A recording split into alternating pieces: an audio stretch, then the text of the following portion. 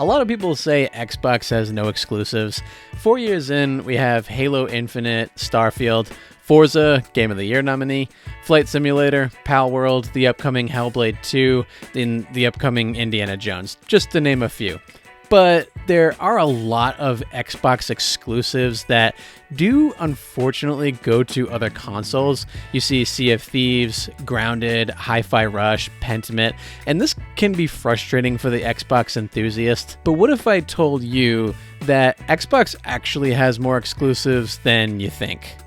And that does come with a great big asterisk, but let me change your mind on how you think of Xbox exclusives, as well as why we need to root for them as a company. So you finished the new Fallout show and you want to either visit or revisit the games.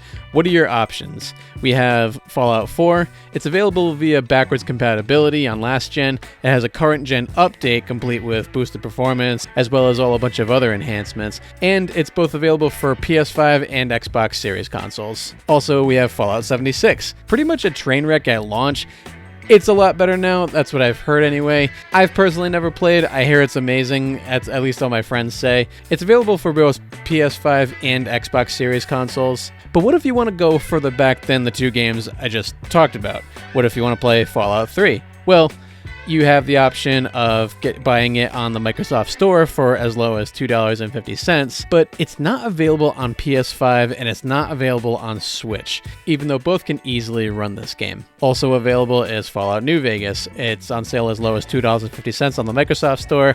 It's available through Game Pass, and it's not available for PS5 or Switch. Boosted performance on Xbox Series X. Now, I know what you're thinking. You can definitely get these on Steam. I mean, most Xbox stuff is on PC anyway. But for the purposes of this video, we are not talking about PC stuff, specifically because we are talking strictly console in this, and of that, the three main consoles, Xbox, Nintendo, and PlayStation. Why? Because consoles are cheaper, and unless you stick to a Steam Deck, I mean, that's going to save you $100 versus an Xbox Series X. Many dads and busy gamers go from a desk job. They'd rather play with their thumbs and go from working on a computer to, just playing on a TV rather than working on a computer to playing on a computer. So the argument here, I mean, take it with this asterisk that I just laid out for you. With that, Xbox is the only console in which you can buy these games through official channels anyway. So therefore, I'm dubbing these unofficial console exclusives. Kind of a leap, but is it untrue? Let's take, for example, third-party games. We have Brutal Legend, Elder Scrolls 4 Oblivion, Metal Gear Solid Peace Walker, Sonic Adventure 1 and 2. You may have started these in the past, but never finished. Or maybe you're just experiencing these for the first time. Xbox offers the ability to play these pretty cheap. They may not have been a console exclusive at launch, but in 2024, Xbox is the only one of the main consoles in which you can easily purchase them through official means. That as opposed to emulation. I mean, you could just emulate these on a portable handheld. I mean, there's lots of them that go through different ranges. I mean, you're not going to be playing these on a Miyoo Mini Plus, but maybe you can. But maybe you have the money to get a Neo Flip DS or an Odin 2 or something like that. So, I mean, those are a lot more money than you would get for an Xbox anyway. But even if you wanted to emulate as well too, you do have to know a little bit about how they work, and they do require a bit of tinkering before you actually start playing your games. Versus on Xbox, you can just buy and start playing. Let's take another example. Older first-party Xbox games. We have Fable games, we have the Gears of War collection. You know what really grinds my gears? We have the Halo the Master Chief collection, Quantum Break, Conquer Live and Reloaded. These are all available for Game Pass or for pretty cheap on the Microsoft Store. Now, does Nintendo do this with their older games?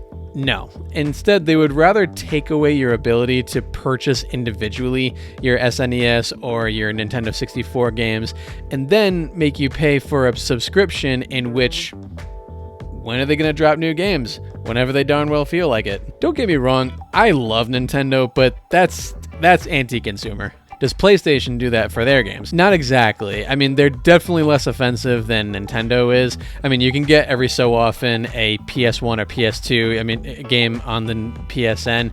You can see stuff like Dark Cloud 1 and 2, unless things have changed since this video. The last time I looked anyway, Dark Cloud 1 and 2 were available for purchase on the PSN. But if you want to go get something like PSP or something like Ape Escape, the real stuff is really locked behind the highest priced subscription tier of PlayStation Plus. Even PlayStation just kind of drops random games whenever they feel like it. With that being said, Xbox is really the leader in game preservation, minus the stuff you can emulate on a handheld device or PC. Strictly talking 3 consoles again. Does Xbox have no exclusives?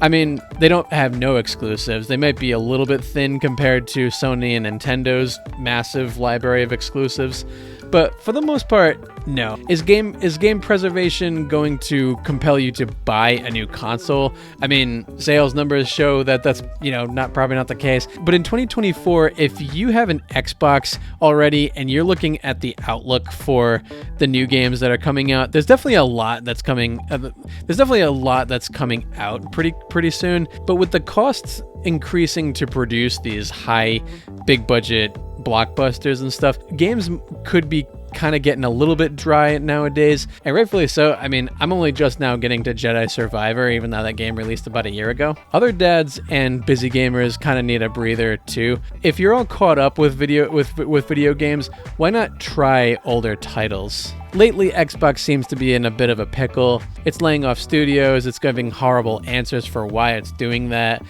and there's a lot of talk about Xbox going third party. Let's hope not. Love Xbox or hate Xbox, we need to root for this company to succeed, because if one of these main 3 goes away, that's less competition. Their main focus seems to be on Game Pass. I really don't know if that's the answer for them. It can be cheap. I mean, it's definitely a cheaper alternative to gaming rather than paying $70 for one game. I mean, you can pay $18 a month to experience multiple games, but really people come and go. Just look at the film and TV side of things. Like it's not really making companies all that much money. You can see this in all the mergers that are happening. I mean, look at the Disney, Hulu, HBO that you're probably going to have to pay like $50 for if you're a new person. I mean, who knows how much it's really going to cost, but I mean, we're kind of making waves back to cable. But what is the answer for Xbox? That will need to be determined soon. Tell me in the comments below if you think these console exclusives is a whack idea. Tell me if it's a good idea. Did I make you think about console exclusives in a different way? What do you Xbox console enthusiasts want to see for the future of Xbox? I myself am a recent Xbox owner. I personally love Xbox, and I think I think it's a great product. But speaking about older games, right here is a list of older videos that you can see if you want. They're a bit cringe, so be warned because I made them when I first made my channel. And with that, I'll see you on the next one.